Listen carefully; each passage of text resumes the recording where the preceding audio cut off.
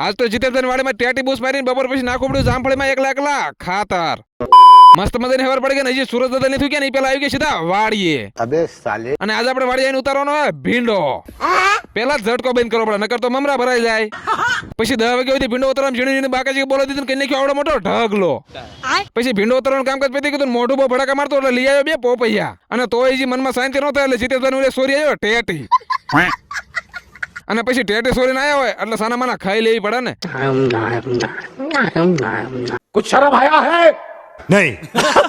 ઓહો હો હજી નથી ધરાણો હવે જાવ ઘરે બપોરો કરવા બપોર પછી પાછા ગાડી લઈને નીકળી ગયા બીજી વાડી નામ આપણે ન્યાજ નાખવાનું જામફળીમાં ખાતર પછી ઝડપથી ખાતર ઠેલી ઉતરીને ભરી લીધું તગારું લઈ લીધું માથે એટલે આપણે હમણાંથી લગનમાં હતા ને તો તડકાનું કામ કરવું બહુ બળ પડે હો साले तू જામફળીમાં ખાતર નાખતા આપણને જોવા મળે ગયા ઝીણા ગલુડિયા પછી જામફળી ખાતર નાખવા પછી બાકાજી કે બોલે દે ઝડપથી બધી જામફળી ખાતર નાખી દીધું હા તો થોડી બાજરા બાળો હાકળ નથી બાગ અને હવે જામફળી ખાતર નાખવાનું કામકાજ પતી ગયું એટલે હવે આપણે જામફળી વગાડવા હાંકવાનું હોય ટ્રેક્ટર હજી તું માંડ ટ્રેક્ટરમાં બેઠો તો બાપુ આવી ગયા ને બાપુ મને કે તમારું કામ નહીં ये भगवान क्या जुल्म है। सॉरी